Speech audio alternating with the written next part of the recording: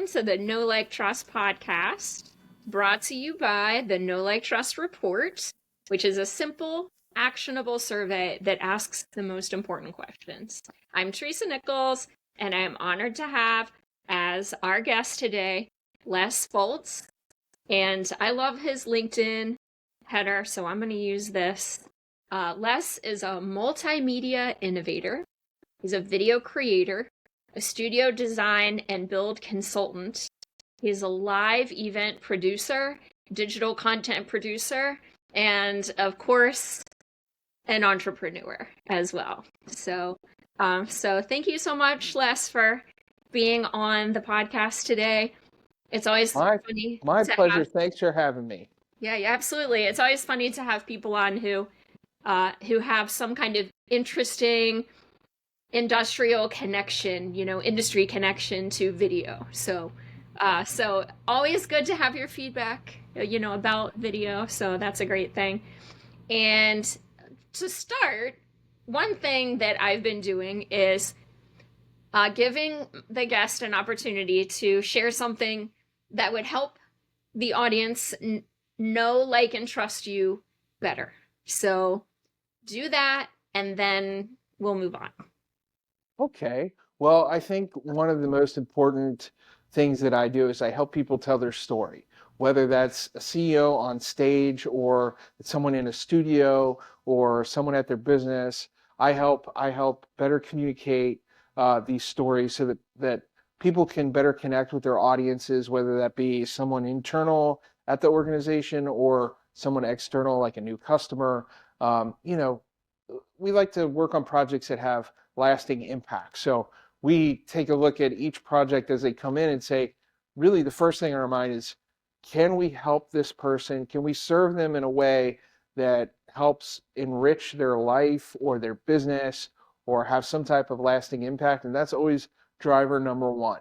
And if it doesn't line up with who we are, what we want to do, or how we accomplish things, then we typically don't pursue those types of jobs. But that's typically, where our heart is and where our mind is when we approach projects, whether, like I said, whether it's something on stage in a conference in a studio or on a smartphone. So that's no. Does that cover the like too? Say that one more time. So that's helping people get to know you. Now, how do people get to like you? What's likable about you? Oh, get to like me. Well, I'm kind of a funny guy. I try to be lighthearted and, getting in front of camera, in front of lights, and trying to perform on camera is a very big obstacle for a lot of people. So I like to try to say that we make that process simple and fun, and we try to take our time with each client so that they understand what to expect. And part of that is just getting to know me. I think that's a lot of the feedback I get is that people just enjoy working with me because we go through this process to make things simple. And so, yeah, I guess I'm a pretty likable guy. All right, and now the trust factor. Well, that's a big one. Uh, that's a big one because, I am responsible for how people look, how people appear to a very public audience. And there's a lot of very high profile things that I do with Fortune 500 companies all the way down to mom and pop shops. And so, I take that responsibility with a high regard. How someone appears, how we treat that content. For example, I'm working on a big uh, job. It's under NDA, but I'm working with Kellanova. They were just by Mars. It's a big project. So there's a lot of reputations involved with this Wow. scope of work. And so I think that that's something that I'm very proud of is the level of trust that people have in me. When we're talking large scale projects. Even like corporate events where you have, a 3-day conference, those things are very expensive. They're 6, 7 figures. And, Wow. there's a lot going on there. And when you can trust somebody to manage all of that for you, so you can just focus on the content, you can just focus on your customers or your employees or the experience, and you don't have to worry about whether or not a television or a projector or something's going to work. Uh, that's a lot of trust that these folks have in me when it comes to those large scale purchases. Those are big line items on a balance sheet. So they put that trust in me, and so that's a huge honor. And I've been gifted with this talent. God's given me this talent. And that's where it came from. Because I didn't go to school for this. I was an entrepreneur early on. 20 years ago, I started my self-employed journey, and through this life that I'm living, I've acquired these unique skill sets, and it's just been really awesome that people offer me that opportunity because there is a lot on the line. There's a lot financially, reputation, people, their jobs. Like if someone makes a mistake on a 6 or 7 figure project, all eyes are on them. And Yeah, so I that's true. I I absorb that, I understand that, and so I think that comes out through our work that we respect that um, high pressure, high profile situation, and so yeah, that's a trust factor. So Yeah, thank you. Well, I'll put my 2 cents in about that. I met you because I was looking for a production studio. And oddly enough, when I started contacting companies, I didn't know what was going to happen, but I wanted to start the journey.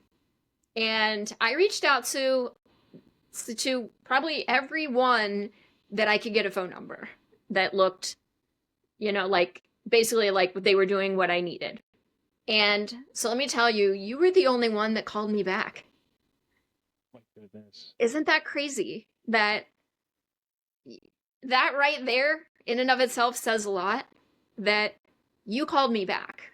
And then I had to build that know, like, and trust with you over the phone. And all my questions I was asking, everything I wanted to do, and you made everything doable for me. You made it possible for me. And we did it. I did telemotion. I used your studio for a whole day. You had a makeup person come and do my makeup. I've never had that in my life where, somebody spent that much time on me to do that. It was amazing. And it was such a great day. It was perfect. Everything went really well. During the production, the one thing was really interesting was there was a point when you said, "Hey, we need to change her angle because this isn't going to be right on camera." So you stopped everything and you moved me, to make sure from what you said about reputation and accountability, you were like, "Hey, I got to fix this." So you fixed it. And from video perspective is really interesting because you do have to see things where you think, hey, what is this going to look like later to somebody? How is this going to look? So that was really cool, and it's interesting that you're giving feedback for something that hasn't even happened yet, which is really interesting. So yeah, and we talked a little bit about that with another one of your clients. So yeah, if you want, you could share that story. It was a really cool well, story. it's kind of interesting because you have to be in the know in the moment, but then you're also at the same time, it's like there's two viewers in my head at the same time. It's what's happening now, and then how is the end user receiving the content? What's going through their, the someone that doesn't know you. You have to have a unbiased viewpoint as you're watching the content. How, Yeah. how's this being perceived? What is the what is the narrative and what are the visuals and how is that lining up with the client's goal? And, but yeah, the way you look, your image is very important. And do you want me to jump into that story about the, Do it. yeah. So it's my last day of my 39th birthday. I'm way out of state. I'm in South Dakota, way far away from Cincinnati, and on another job. I'm working. And so I have a call with a client, and the client said, "This is a project, a major job. This is 6 months it's taken to produce this content." And the client said, "Now I'm nearing we're in the rough cut phase where the client's reviewing content." And the client said, "Did you watch the videos?" And it was just a really difficult day. I mean, to hear that question from someone that I've been, when you shoot a series of videos, you're really married to that client. You begin to, you start to learn everything about them, their business and everything. So to hear that, to not celebrate our work, but to hear, it turns out that feedback wasn't pointed at me, even though it sounded like it was pointed towards me. The feedback was actually their own process, their own in-house appearance did not meet their expectations. And so I perceived it differently. And so in my business, you have to just bite your lip. You can't immediately jump to conclusions because sometimes someone says something that doesn't really mean what they meant. But through further, give it some time, you'll discover that it was totally something different. But, that was harsh feedback. Yeah. Did you watch the video? Of course we watched the videos. It's taken hundreds of hours to get where we were. So that was a real challenge. But turns out, like I said, it wasn't us. Now we had to refilm some segments and stuff like that. But yeah, feedback is challenging sometimes. So I normally just let it roll. Like even if someone's upset about something, I'm a good listener. So I try to just absorb it, not react immediately, but just process it. Sometimes I'll not respond to an email or a phone call for a day because I just need to think that stuff through. And because if you respond in a rapid fire way and you misinterpreted the content, then it can cause more harm than where you were. So then you're just digging a bigger hole. That's good. So That's really good. yeah. That's awesome. So I try to exercise patience. So Yeah. And we talked a little bit about my videos and how I didn't right away get the interest in them that I was hoping for. And but I don't know, it's weird. I'm not talking to the right organizations a lot of times that could really benefit from from Telemotion. But it was really cool. I did tell a friend of mine, and she said she knew a person who could probably utilize my videos. And so this person works in nursing facilities, assisted living, senior living facilities, and he wants to do a channel for each of these facilities that's very much local content, stuff that interests them. It's like, what's your neighbor doing? Hey, there's a new person that moved in across the hall, and here's their story. And then they also want low impact exercise on these videos. So he was looking for a person to fill this role and was talking to a lot of fitness people. And most fitness people, when they're doing videos, they're doing high impact. They're doing high intensity. They're not really worried about the people who aren't moving. But when I built those videos, I specifically wanted to encourage people who weren't moving to move. So they work really well for seniors. And so when he saw the videos, he said, I've watched a lot of videos, and all of these people say, oh yeah, we can do low impact. We can do that, sure. But you're the only one who actually did it. And when I saw it, I said, this is what I want. So that was just a really cool thing that in this process and doing this, the feedback is that, hey, we're seeing what you're doing and this is what we're looking for. So so that was really cool, and I'm really excited about that.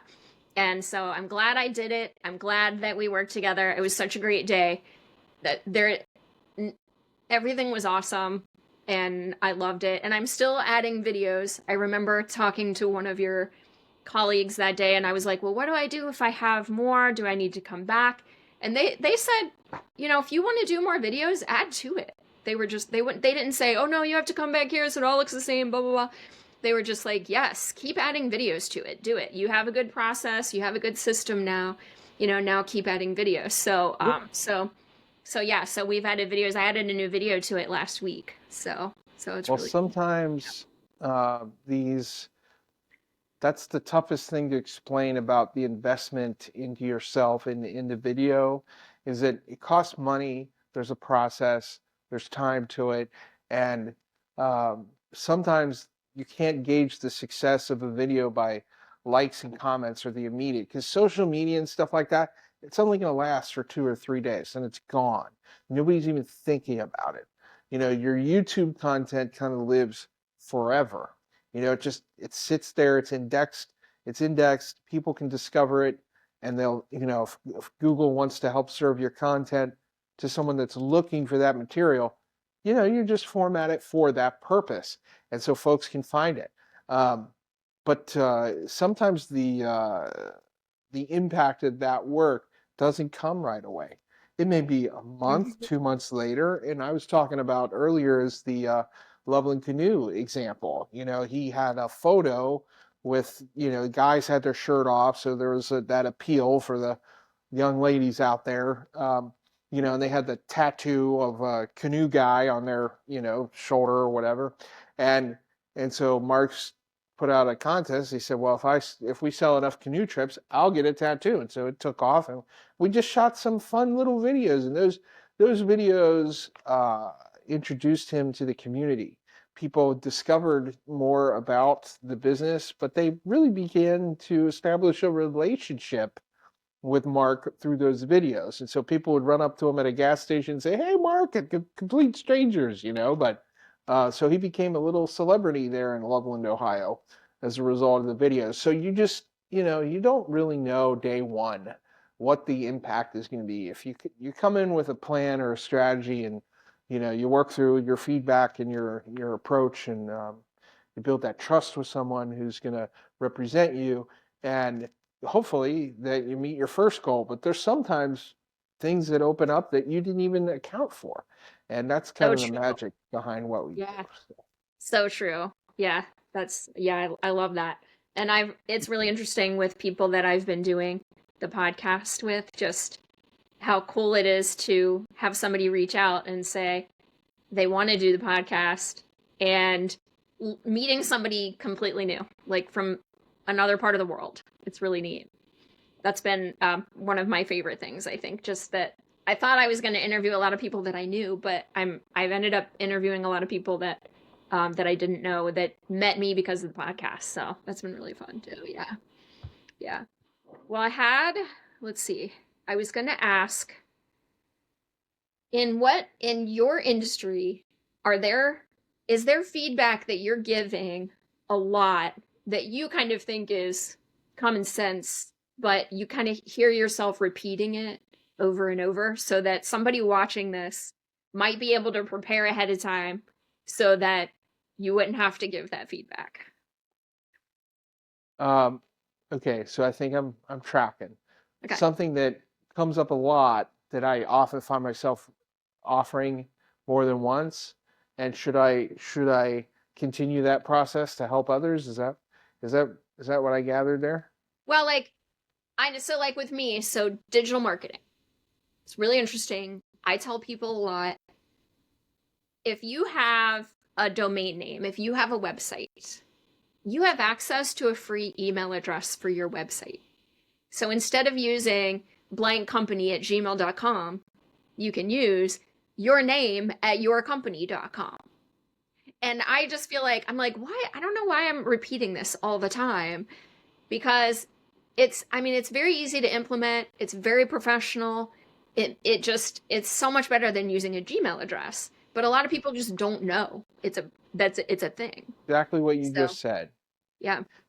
A lot of people just don't know. Right. So Yeah. sometimes I find myself in a repetitive motion, but Okay. what you know and what I know, people don't know. And so Yeah. I I turn around and I like to be the superhero. I like to be the hero. Yeah. I don't have to be the superhero. I just want to be the hero. Yeah, I love And that. that's what makes your job fun is when you can help somebody and you can get them through this obstacle they're facing. And you know, if a landscaper knows landscaping, that's all they know. They don't know digital. They don't understand our world or how these things work. And so it's not that they're not smart enough or doesn't have skill. It's just that they don't speak our language. And so I think providing that information, you become the hero, but you're also helping people understand what they're doing or what project they're on. And so, yeah, I think giving more feedback is good in a constructive, polite way is helpful to people because that's the only way that you learn. I'll never forget when I started in this business, I had uh, a friend from grade school, high school, who was becoming successful, and every little video, every little thing I publish, I would hear this ding, I would get a notification from everything that I did, and I knew it was John. I knew it. I heard the ding. I published a video and I heard the ding and I said, "That's John. He's giving me some feedback." And it was really hard to hear, dude, you shouldn't do this, you shouldn't do that, you shouldn't do this, don't do that. Well, And he was harsh. He yeah. was he was not beating around the bush.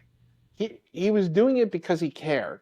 He was Yeah. doing that. I knew that intention. Some people would say, this jerk, but he was only being that direct because he cared. He cared that how I perform. He cared that my product should increase. I should take this extra step here, do this extra step there. And so I was mentored through Facebook Messenger from my buddy in Los Angeles, totally, so that was tough feedback, but he helped train me. And a lot of folks on LinkedIn have become mentors and friends. Good, just amazing friends that I've met through that platform. But a lot of those guys have provided much needed feedback, whether that be just a comment or a private message or a phone call or webinar or whatever. Uh, so I've gotten lots of feedback from folks in the digital community, and so it's good to reciprocate. If we can help educate someone, uh, there's always enough of business out here for folks. So, you need not worry about sharing too much or, you know, just help other people out and somehow that has a way of coming back in forms that you never imagined. If you Yeah. just have good intentions and to try to take care of people, then you never have to worry about financial anything. You never have to worry about whether or not your phone's going to ring. Um, and all that comes through what you're talking about, which is providing that feedback sometimes. Do you remember any of the feedback that John gave you? Was there anything that you think of that you're just like, It was normally very hypercritical of technical things like yeah, composition, wow. um, audio, um, that kind of stuff. Uh, I was more in your world, which was how do I use this tool to help open up doors for digital marketing purposes. So I was always like, that's where I started. I was in web development. I worked for a local carpet cleaning business, and I brought them into the digital space. They were pulling file folders from a cart to call their customers. They had no digital footprint at all, and so I was in charge of their sales, and so I took that over, and we launched a website and started doing digital marketing and Facebook, and everything was just emerging back in 2008. I mean, it was like, you know, and I started a cleaning business. So I left that company. I started my own cleaning business, but I used the tools that we use every day, the email marketing and social media and stuff like that to help Yeah. grow that business. And I got sick of cleaning spots. You know, I wanted to do this digital marketing full time. And and so video just became a catalyst for all those variable platforms and ways to distribute. It became the one single thing that became the like I said, the catalyst. It became the engine that really drove results. And so uh, yeah, that's kind of how I got here. So John was following that process, and he said, "Man, you can't be doing this. Oh, you can't be doing that. Oh, don't do this. Oh, man. Oh, what are you doing?" And like I said, it was tough to swallow. But even the canoe videos he was critiquing, and I would have goofy graphics and a lot of different things. But Yeah. through the process, I became very well acclimated, More understand the. mature.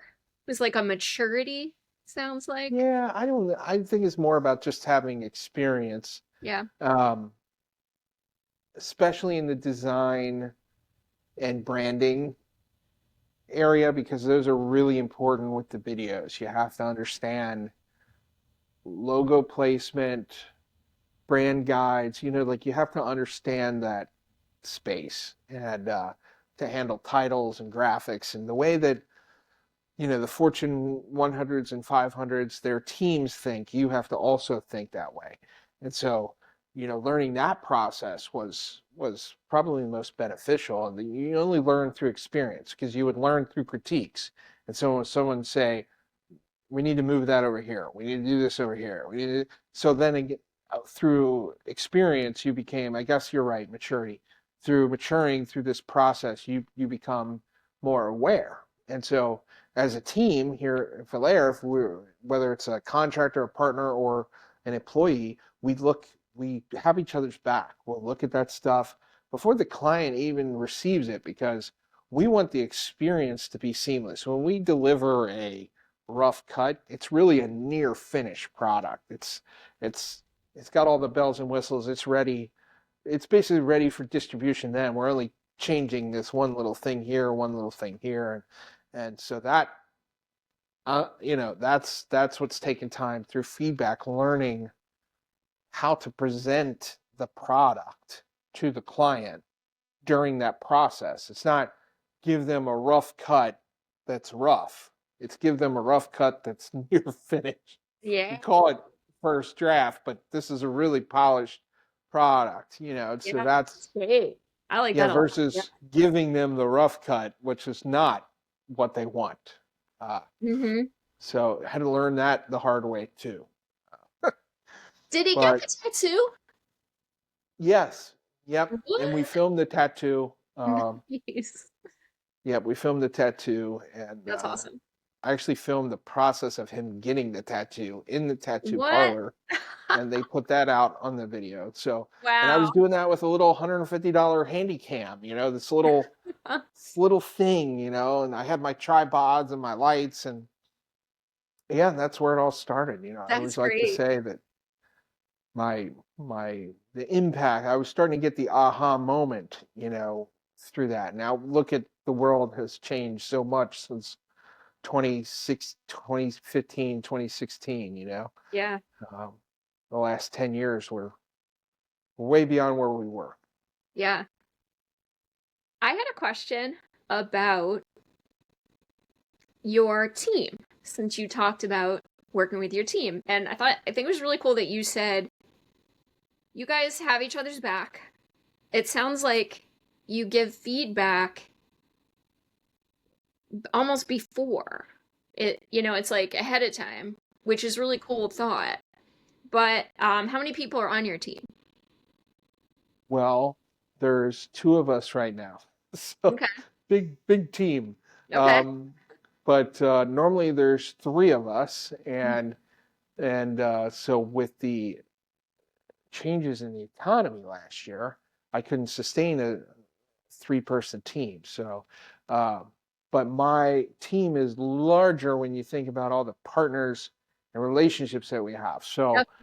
typically, for a video business, especially in Cincinnati, there's 500 marketing agencies and there's 1,000 new people with a camera every time school lets out. So there's a lot of creative people in this town. So it's overwhelming. But normally what happens is I'm sitting in the producer role now, and someone has a complex project and I'll manage the project for them.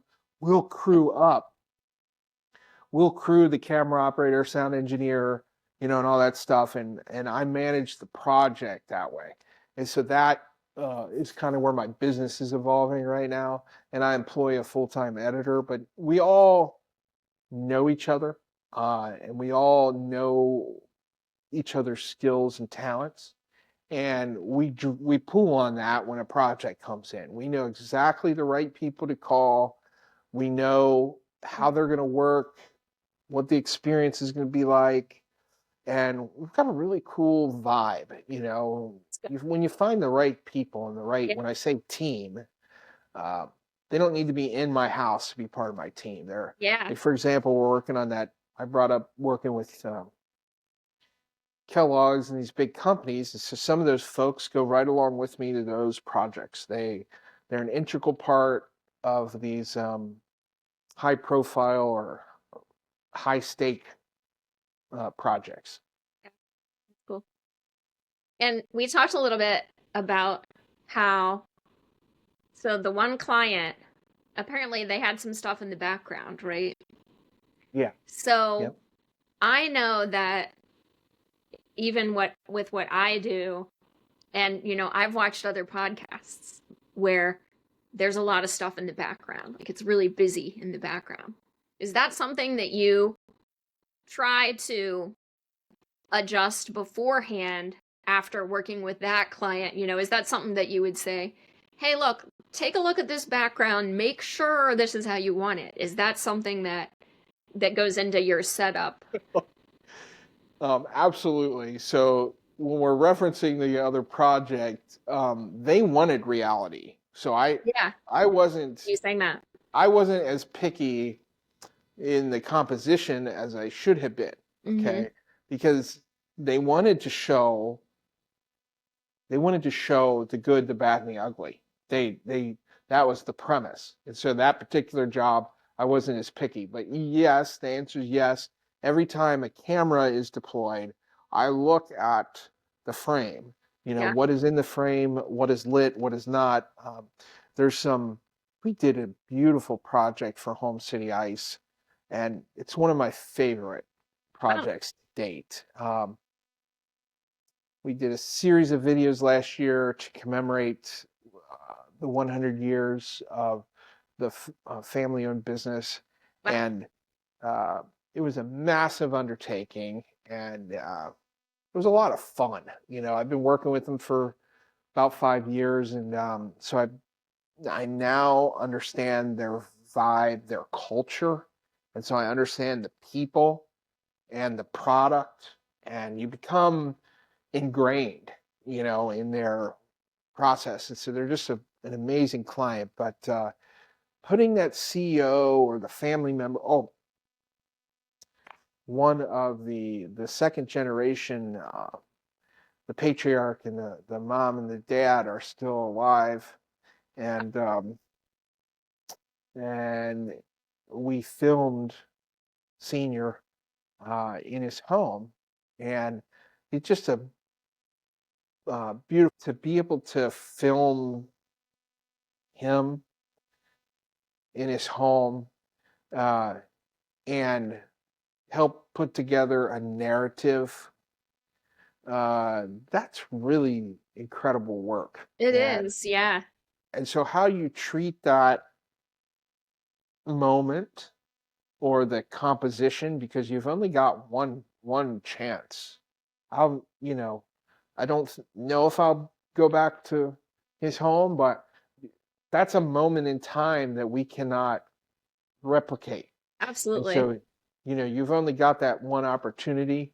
Yeah. And flip the script a little bit. I gained someone's respect because this is a company with a bunch of big guys. They drive big trucks. It's a service company, and the CEO goes, "Hey, Les, come here." So I'm like, okay, I'm having this new CEO, and he's a great guy, but he's very serious about how he looks. And he said, "Do I have to do the makeup?" And I said, "Yes, yes, you do." And after the whole group of them, 6 or 7 of these guys, and they, okay. So they all lined up like good, good subjects, got their makeup done, and I gained their respect because, And their trust. yeah, and their trust because if it was just another one of the guys, they'd be like, we don't need no makeup. No, I looked at them and I said, yes, yeah, you do. You're going to be on camera. You're going to be in lights. You got to look good. And so please have a seat. That's To tell the CEO that, and I gained another person's respect because I had these conversations. I've had to tell people, no, no, no, it's for your own benefit. That's why I'm telling you no. I'm not telling you no because I'm selfish. I'm telling you no because there's something that could harm you. And so that's why we're not doing that. And so I gain respect through having tough conversations because a lot of people are afraid to tell the big guy or the big gal, the male or woman, whoever it is, the leader of the pack, no. Sometimes giving that tough feedback has immeasurable impact. Now that CEO that I turned to him and I said, "You got to put on the makeup." I've now been hired back. I've traveled internationally with him, for them. wow. I've now, 3, 4 major events that I've managed for the company. And that's just, it was all out of gaining that respect, and it's that level of trust. When he takes the stage, he trusts that I've already gone through all the steps to make sure that his presentation is going to be flawless. He has the trust in me that I've already crossed the T's and dotted the I's. So when he takes that stage, he doesn't, oh, what a sense of relief that is, Yeah. That's knowing that cool. everything's taken care of, so Yeah. it might have been the makeup moment Yeah. because anybody can operate a camera, you know, but I think it was the makeup moment. Looking them square in the eyes, you got to do it. I love that. So, I love that. And I am a big fan of Home City Ice. It's crazy just if you look at all these companies that are offering something. So many companies are offering something with a lot of chemicals in it, or it's mass produced and so it's mass produced, we're going to make it cheap. But if you look at the bag of Home City Ice, it still says this is better than your sink, like your tap water. This is good water. And I will seriously munch on some Home City Ice because it I tastes really can't. good. It's amazing. It's high quality. It's like really, really good water. So they're one of my favorite local companies. I really like them. That's really cool. That's fun that you've gotten to do business with them. Make sure if they offer you water, if you ever get invited in their office and they offer you a water, just if they ask if you'd like ice, just make sure you say yes, Yeah. or request that you get the ice. But you're right. I can't do tap water fridge ice making. I can only do Home City Ice. Just Yeah. always a bag of Home City Ice. I'm travel a lot, so when I go to Kansas, in the middle of nowhere in a Walmart, and there's a ice merchandiser full of Home City Ice, or if I'm in Clearwater Beach, Florida, and I'm in the Publix and I'm doing a selfie in the Yeah. ice chest, um, you know, it says Bridgetown Road, on the bag. Wow. So That's really fun. I didn't realize yeah, it's kind of they fun. would that had that far reach. That's amazing. That's really cool. Over 250 plants. Wow. That is so cool. They're the largest privately held ice company, but Wow. yeah, they're just good group. You know, they care about their employees, they care about the community, I love that. and they output a good product, and every single Yeah. one of their leaders jump on a truck and deliver ice. Wow. That's really cool too. Yeah. Well, I want to thank you so much. Let me ask you this. How do people find you if they want to work with you? Well, real simple, Valere Studios, VALERE Studios.com, and that's how you can get through to me, Valere Studios. And we'll put that on the podcast when it goes out. And if I can find it, I might put that tattoo video up too. That sounds like fun to put up there. Just make sure people know it was original, like 10 years, like way before I was. Yeah. Is it still out there somewhere? Probably. Yeah, that's cool. It's probably on Loveland's Facebook page. Yeah. Yeah. Just it was rocky work, but got her done. Well, a couple of things that I can just like sum up. We talked about not immediately jumping to conclusions, which is really great exercise for people. And I love how you said you're being the hero. That was really fun. And there's a couple more back here that were really good. Aha moments. You're probably not going to get what you need on a spreadsheet. That was really cool. So, and having each other's back when you're on a team, that was really cool too. Really appreciate that. So thank you so much for being on the podcast. I really appreciate you. I'm sure we will run into each other soon. So, so glad to have you. And that'll be it. And we'll just say goodbye. Well, thank you, Teresa, for having me. I appreciate it. Glad to share some insight and be a guest on your podcast. Yeah, thank you so much. You're welcome. Bye now.